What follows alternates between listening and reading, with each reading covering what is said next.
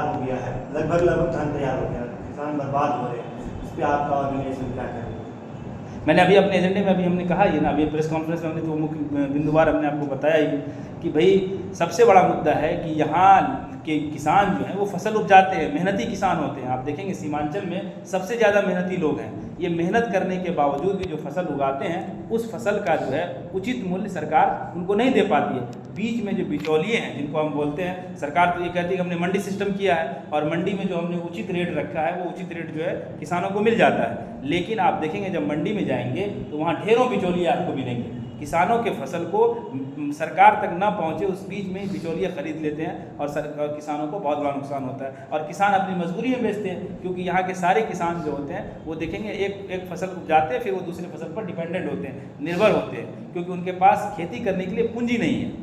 अब अपनी पूंजी नहीं होने के बावजूद वो क्या करते हैं कि लोन लेते हैं, दूसरे जो है साहूकार से कर्जे लेते हैं, वो उसके दबाव में होते हैं और दबाव के बाद जो है वो अपने फसल को कम दाम में ही बेच देते हैं। ये एक बड़ा प्रॉब्लम है। तो ये हमारे अभी हमने प्रेस कॉन्फ्रेंस में कहा ही आपसे कि भाई सरकार को ये चाहिए कि यहाँ के किसानों के जो फसल उगाते हैं, जो मेहनती किसान हैं, उन फसल को उचित दाम सरकार दे और उनके बीच में जो बिचौलिए फंसे हुए हैं इनको ख़त्म करे। ये भी हमारी मुख्य मांग है इस प्रेस कॉन्फ्रेंस की।